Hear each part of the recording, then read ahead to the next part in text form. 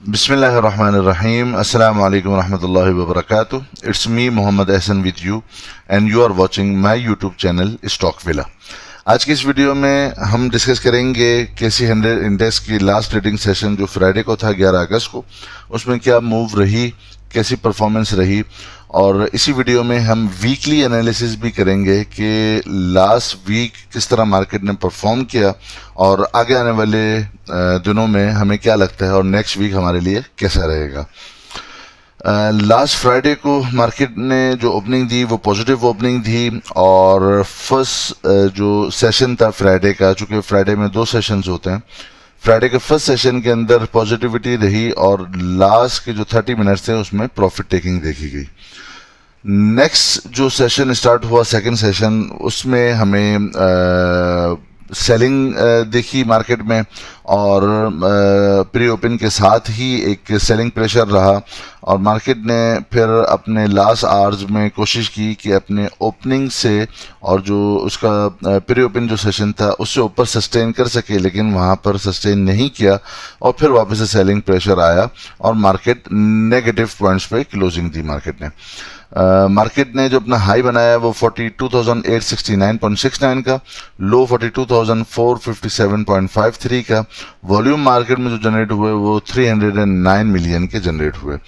116 point market से निकले जो परसेंटेज में 0.27% है। मार्केट के टॉप परफॉर्मर्स पर अगर नज़र डालें तो एक्टिव स्टॉक्स पे अगर हम देखते हैं तो हेस्कोल जिसने 2 दिन पहले लोअर लॉक पे क्लोजिंग दी थी, इसके अंदर पॉजिटिविटी रही और इसने 4.10% जो है वो तकरीबन 0.87 पैसा के साथ प्लस में क्लोजिंग दी और 22 रुपये 8 पैसे पे इसकी क्लोजिंग आई। बाई को जिसने कंजेक्टिव 3 अपर लॉक्स लगाए थे, इसमें प्रॉफिट टेकिंग देखी गई और ये अपने लोअर लॉक पर भी गया और वहाँ से थोड़ी बाइंग आई और तकरीबन 5.84% इसमें नेगेटिविटी देखी गई। PIBTL ने भी नेगेटिव क्लोजिंग दी और कैल ने यहाँ पर 7 पैसे की पॉजिटिव क्लोजिंग दी, 4 रुपये और 24 पैसे पे इसकी क्लोजिंग आई। पेस में पॉजिटिव क्लोजिंग हुई, वॉल्यूम पे अच्छे जनरेट हुए और तकरीबन 8.73% इसमें हमें इंक्रीज हुआ इसकी वैल्यू। TRG पे नज़र डालें, TRG ने सिर्फ 36 पैसे के ऊपर जो है वो पॉजिटिव क्लोजिंग दी है, 60 रुपये और 4 पैसे पे इसकी क्लोजिंग आई। CSIL में काफ़ी वॉल्यूम जनरेट हुए और इसकी भी जो है वो क्लोजिंग नेगेटिव आई। FFL ने 12 पैसे की इसके अंदर पॉजिटिविटी रही और 16 रुपये और 87 पैसे पे इसकी क्लोजिंग आई। BOP ने 2 पैसे गेन किए और PTC ने तकरीबन 40 पैसे अपने लूज किए। टॉप एडवांसर्स पे अगर हम नज़र डालें तो टॉप एडवांसर में वही पेस हमें दिखता है जिसके अंदर काफ़ी वॉल्यूम भी जनरेट हुए थे लास्ट फ्राइडे को और ये तकरीबन 8.73% इसके अंदर इंक्रीमेंट देखा गया। टॉप डिक्लाइनर में कोई ऐसा बड़ा नाम हमें नहीं दिखता। ऑन अ डेली बेसिस पहले हम चार्ट्स पे नज़र डाल लेते हैं। जो ये कैंडल फॉर्म हुई है इसके अंदर तकरीबन 116 पॉइंट नेगेटिव क्लोज हुई है और क्लोजिंग जो आई है इसकी 42,530.67 के ऊपर आई है। अब हम ज़रा अगर वीकली एनालिसिस कर लें इसका, तो अभी हमें ये दिखता है, अभी मैं आप जो हमने लास्ट अपने वीक एनालिसिस किया था, जो ये एक ट्रेंड लाइन आ रही थी, ट्रेंड लाइन मैंने आपके लिए पहले से ही बनाई हुई है, हम उसी को देख लेते हैं। ये जो ट्रेंड लाइन आ रही थी ऑन अ वीकली बेसिस, उस लास्ट वीक जो मार्केट ने क्लोजिंग दी थी ऑन अ वीकली बेसिस, वो इस ट्रेंड लाइन के रेजिस्टेंस से ऊपर आकर क्लोजिंग दी है। ये वीक भी तकरीबन 507 पॉइंट का इसमें इंडेक्स में इजाफा देखा गया और ये भी on a weekly basis positive closing हुई है और काफ़ी अच्छी क्लोजिंग हुई है ऑन अ वीकली बेसिस। अब हम देख लेते हैं कि आगे क्या रेजिस्टेंसेस मौजूद हैं और क्या सपोर्ट हमारे पास मौजूद है।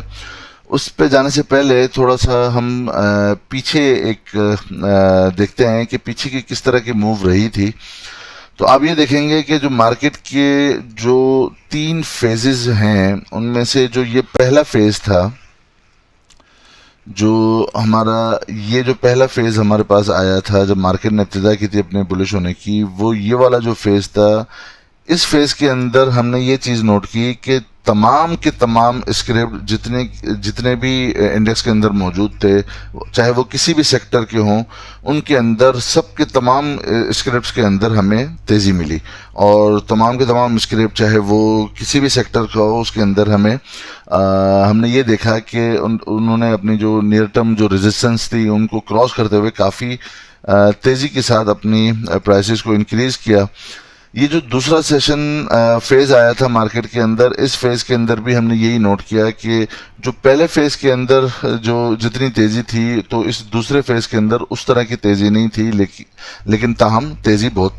थी। और तमाम स्क्रिप्ट जो है वो अपने प्राइजेस को इंक्रीज कर रहे थे। ये जो थर्ड फेज आया है, जो थर्ड फेज के अंदर हम चल रहे हैं, इस थर्ड फेज के अंदर आप ये देखेंगे कि इंडेक्स तो बढ़ रहा है, इंडेक्स अभी भी पॉजिटिव ही है और इंडेक्स बढ़ भी रहा है, लेकिन वो तमाम सेक्टर्स जो पहले काफ़ी ज़्यादा अपनी रैली दे चुके थे, बना चुके थे, उनमें से या तो कुछ सेक्टर ऐसे हैं और कुछ स्क्रिप्ट ऐसे हैं जो अपनी कंसोलिडेशन वाली एरिया में जा चुके हैं, या कुछ सेक्टर और कुछ स्क्रिप्ट ऐसे हैं जो अपने लोअर लोज फॉर्म कर रहे हैं।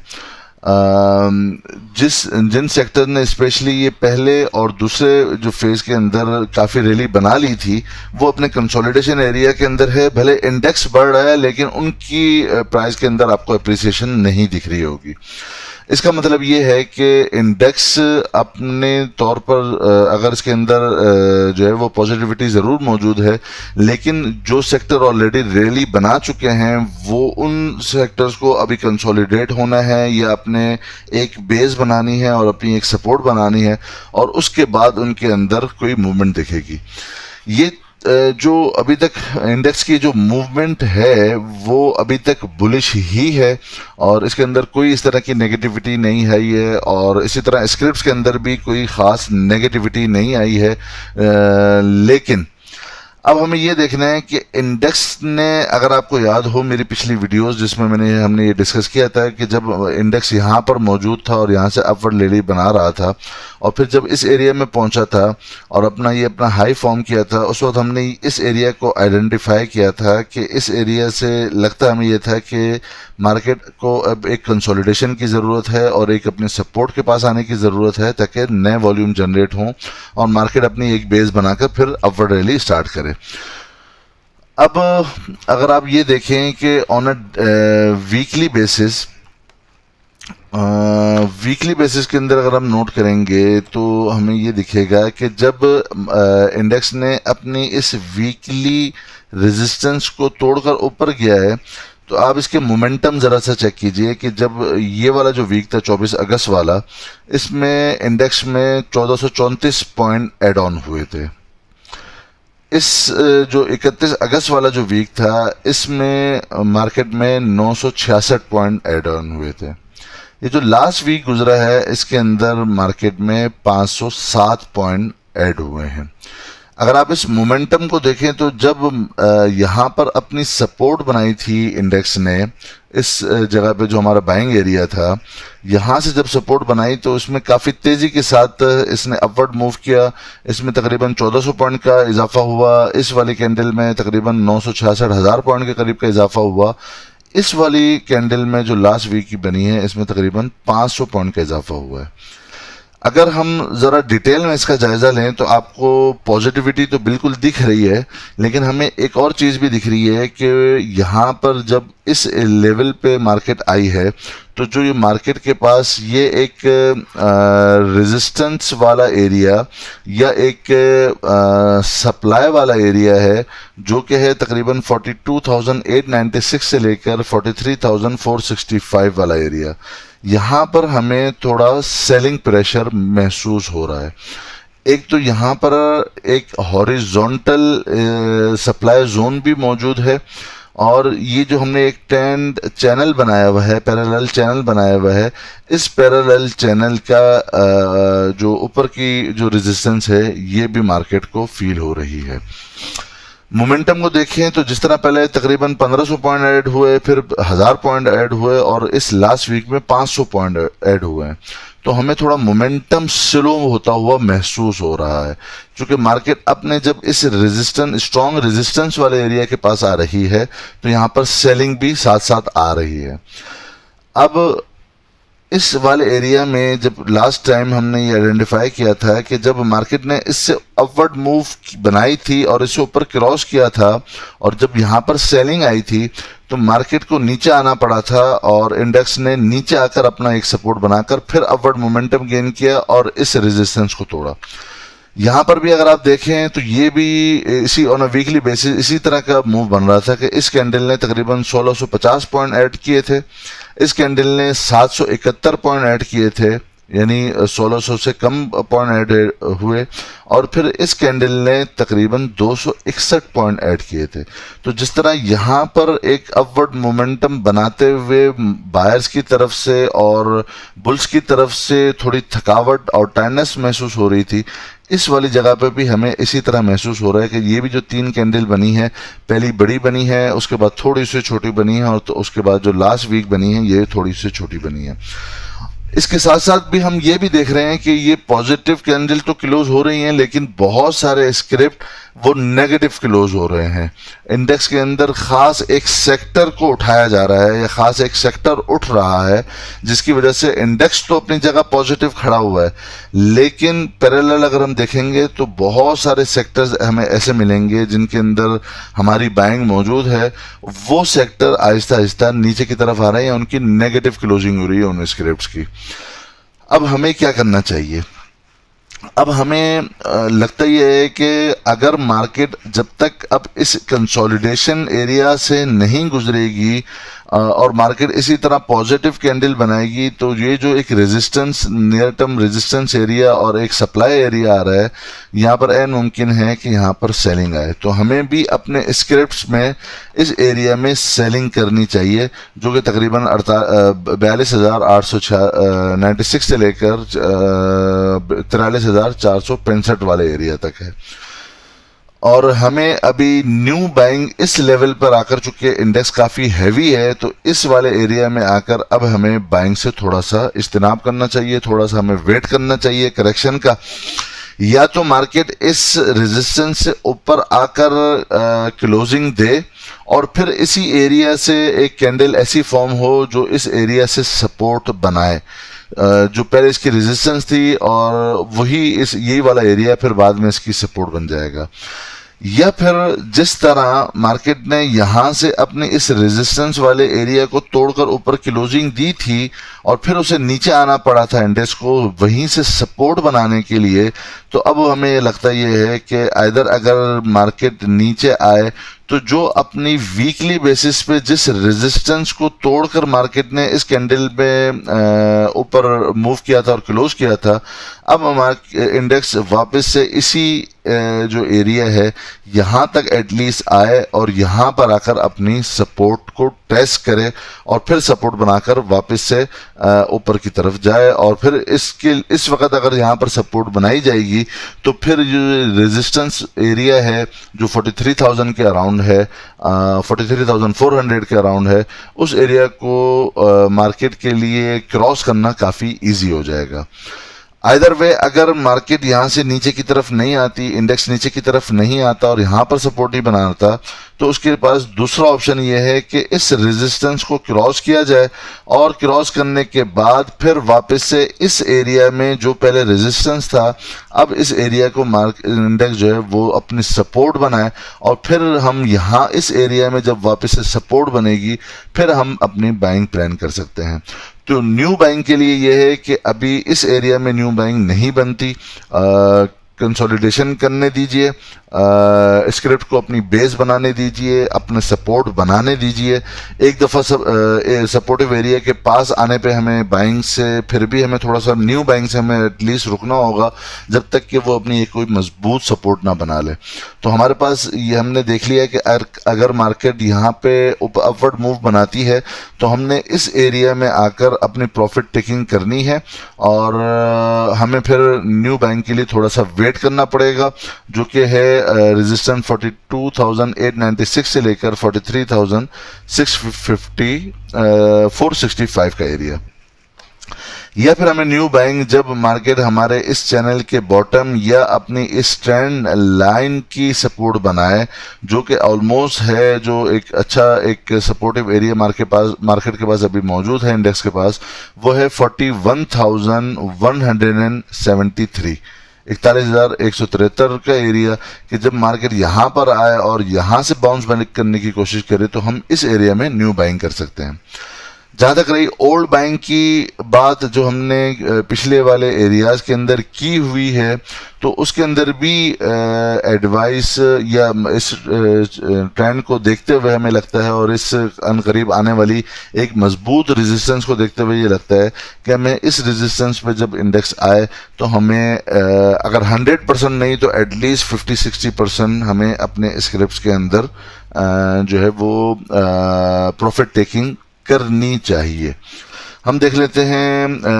इस हफ्ते पूरा कैसे वॉल्यूम रहे। इस हफ्ते काफ़ी ज़्यादा अच्छे वॉल्यूम रहे हैं, और ये वॉल्यूम जो बने हैं तकरीबन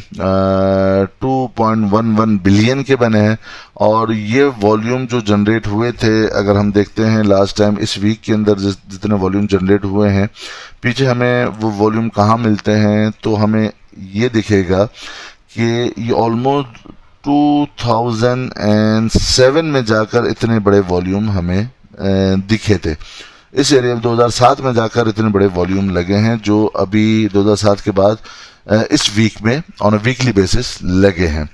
तो ये काफ़ी अच्छी पॉजिटिव जो है पॉजिटिविटी दिखती है, और पॉजिटिव साइन है कि इतने वॉल्यूम जनरेट होने का मतलब ये है कि लोगों का इंटरेस्ट अभी इंडेक्स पे मौजूद है और आहिस्ता आहिस्ता बढ़ता जा रहा है।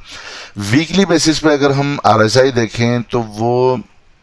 जिस तरह लास्ट वीक के ऊपर वो 67.38 के ऊपर थी,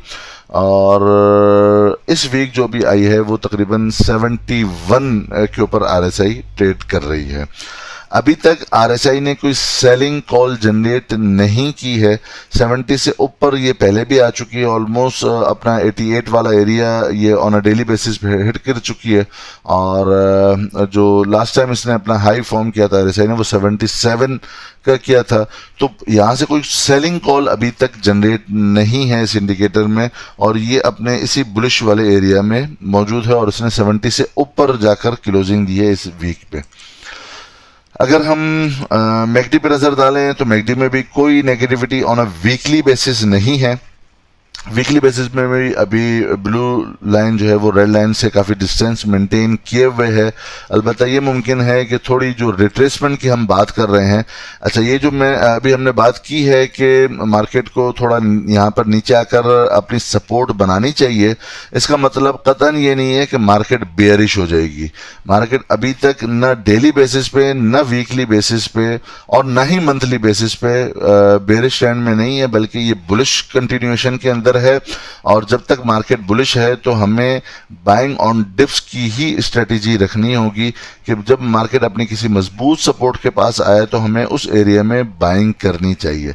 अनटिल अनलेस के जब इंडेक्स 40,720 वाला एरिया ब्रेक ना करे, उस वक्त तक हम पॉजिटिव रह सकते हैं और बाइंग और डिप्स की स्ट्रेटेजी रख सकते हैं। अगर हम SMIO इंडिकेटर पे देखें तो ये भी अभी तक पॉजिटिव है ऑन अ वीकली बेसिस, और अभी तक अप्रैल के बाद से अभी तक इसने कोई वीकली बेसिस पे सेलिंग कॉल जनरेट नहीं किए। ऑल्दो हिस्टोग्राम थोड़े से कम हुए लेकिन अभी तक पॉजिटिव साइड पर हैं। जिस तरह यहाँ पर भी हिस्टोग्राम कम हुए थे और एक रिट्रेसमेंट आई थी, लेकिन वो जो रिट्रेसमेंट थी वो बाइंग अपॉर्चुनिटी थी, और वापस से इसने मोमेंटम गेन किया और पॉजिटिव साइड पे अभी तक कोई डाइवर्जन या डबल टॉप नहीं लगाया। इसी तरह अगर हम MFI को देखें तो ये भी अभी तक अल्ट्रा बुलिश जोन के अंदर मौजूद है, और एग्जैक्टली इसने अपने 80 वाले एरिया को सपोर्ट बनाया और फिर वापस से अपवर्ड मूव बनाया हुआ है, और इसके अंदर भी अभी तक कोई सेलिंग कॉल जनरेट नहीं हुई है। और अब हम तमाम इंडिकेटर्स को मिलाकर अगर देखते हैं तो हमें कोई सेलिंग कॉल वीकली बेसिस पे अभी तक जनरेट नहीं हुई है। ये सिर्फ एक मोमेंटम थोड़ा स्लो हुआ है, जिसका मतलब ये है कि एक रिट्रेसमेंट आना चाहिए। जिस तरह यहाँ पर एक तेज मोमेंटम आते आते मोमेंटम थोड़ा स्लो हुआ था, ऑल्दो कैंडल पॉजिटिव ही थी लेकिन मोमेंटम स्लो हुआ था, इसी तरह लग रहा है कि ये भी एक मोमेंटम स्लो हो रहा है। या तो बहुत तेजी के साथ अपने इस रेजिस्टेंस को ये काट दिया जाए और इस रेजिस्टेंस से ऊपर आकर क्लोजिंग दे दे और फिर वापस से टेस्ट करे अपने इस रेजिस्टेंस को एज अ सपोर्ट, या फिर जिस तरह इस दफा यहाँ पर एक सपोर्ट बनाई थी इंडेक्स ने, इसी तरह नीचे आकर अपनी इस ट्रेंड लाइन या हॉरिजॉन्टल जो सपोर्ट है जो ऑलमोस्ट 41,173 के अराउंड है, हम इसको एक आसानी से 41,000 अबव का भी एक टारगेट दे सकते हैं कि इस एरिया में आकर यहाँ पर एक सपोर्ट बनाई जाए और फिर अपवर्ड मोमेंटम गेन किया जाए। हम अगर डेली बेसिस पे भी जरा देख लें कि डेली बेसिस पे क्या पोजीशन रही फ्राइडे के दिन, तो देखें कि इस फ्राइडे को वॉल्यूम काफ़ी सुकड़े हैं, कम हुए हैं अपनी प्रीसीडिंग जितने पिछले 7-8-9 सेशन गुजरे थे उसके मुकाबले में वॉल्यूम कम हुए हैं। जो वॉल्यूम बने थे वो 309 मिलियन के बने थे। RSI को अगर हम देखें तो RSI on a daily basis अगर हम बात करें तो एक डाइवर्जन बनाती हुई महसूस हो रही है। डाइवर्जन अभी तक कंफर्मेशन इसकी नहीं है कि क्या ये डाइवर्जन है, लेकिन ये ऐन मुमकिन है कि ये वापस से एक रिट्रेसमेंट लेकर अपने इसी 70 वाले एरिया से या इस लेवल से, जिस तरह लास्ट टाइम इसने सपोर्ट ली थी 62 के अराउंड में, 64 के अराउंड में, तो यहाँ से सपोर्ट बनाए और फिर वो सपोर्ट बनाकर अपना वापस से ये सफ़र जारी रखे, जिसके चांसेस बिल्कुल मौजूद हैं कि मार्केट थोड़ा सा RSI कूल डाउन हो जाएगा। जिस तरह इस टाइम नीचे डाइवर्जेंस आ रही थी, यहाँ पर इंडेक्स कूल डाउन होकर वापस से बुलिश मोमेंटम इसने गेन किया, तो यह मुमकिन है कि एक रिट्रेसमेंट आए, चाहे वो 1 वीक की हो या 2 वीक की हो, एक रिट्रेसमेंट आए ताकि ये RSI अपने इस परफॉर्मेंस वाले एरिया में आ जाए और कूल डाउन हो जाए और फिर हमें एक बुलिश मोमेंटम वापस से दिखे ऑन अ डेली बेसिस भी। मैकडी देखें तो हमें इस पूरे एरिया में आपको ये दिखेगा कि मैकडी अपने इस है, चूंकि ब्लू लाइन रेड लाइन से ऊपर ही है, यहाँ पर क्रॉस ओवर जनरेट होने के करीब था लेकिन वापस ऊपर की तरफ गया, लेकिन इसकी आपस में जो डिस्टेंस है इनका आपस में, वो डिस्टेंस काफ़ी ज़्यादा नहीं है बल्कि करीब है, जो इस बात को शो कर रहा है कि इंडेक्स अपनी जो है वो साइडवेज वाले एरिया में जा सकता है अपने, या अपनी एक रिट्रेसमेंट के लिए नीचे जा सकता है। अभी इसके अंदर उस तरह के बुलिशनेस नहीं है जिस तरह के हमने प्रीसीडिंग जो पहले फेजेस में देखी है। तो ये एक साइडवेज की, और अगर आप हिस्टोग्राम भी देखेंगे तो ये भी एक साइडवेज को ही शो कर रहे हैं या एक रिट्रेसमेंट को शो कर रहे हैं, चाहे वो रिट्रेसमेंट इंटरडे बेसिस पर हो जिस तरह के पहले भी मार्केट करती रही है, या वो 1 से 2 हफ्ते या 3 हफ्ते मैक्सिमम एक कंसोलिडेशन वाले एरिया के अंदर हो, कि एक रेंज बाउंड की सूरत हाल हो कि नीचे सपोर्ट अपनी बनाए इंडेक्स और ऊपर अपने एक रेजिस्टेंस ले और उसी एरिया में कंसोलिडेट करे। जिस तरह आप ये देखिए कि यहाँ पर भी इंटरडे बेसिस पे ही करेक्शन आती है, नीचे आता है तो नीचे आकर बाइंग आ जाती है अपने सपोर्ट के पास, ऊपर जाता है तो ऊपर आकर हमें इस एरिया में सेलिंग नजर आती है। तो इसका मतलब ये होता है कि ये एक रेंज बाउंड सूरत हाल होगी कि इसी रेंज में अपनी सपोर्ट के पास, एक मजबूत सपोर्ट के पास आए और वहां पर आकर एक मजबूत सपोर्ट बनाए, जिस तरह इस टाइम पे यहाँ पर बनाई गई थी। या तो इस तरह के मोमेंटम हो या फिर एक रेंज बाउंड की सूरत हाल हो, और जब रेंज बाउंड की सूरत हाल होगी तो वो एक होगा ये कि जो इंडिकेटर्स हैं वो कूल ऑफ हो जाएंगे, वो ठंडे हो जाएंगे और फिर अपने उसके बाद उसके अंदर वापस से कंटिन्यूएशन होगी इसी पैटर्न की जो डिफरेंट फेजेस के अंदर हम पहले भी देखते रहे हैं। उम्मीद है आप तमाम दोस्तों को ये वीडियो पसंद आई होगी। अगर पसंद आई है तो इस वीडियो को लाइक भी कर दीजिए, शेयर भी कर दीजिए और हमारे इस चैनल को सब्सक्राइब भी कर लीजिए ताकि हर आने वाली नई वीडियो सबसे पहले आप तक पहुंच सके। आपका वीडियो देखने का बहुत बहुत शुक्रिया।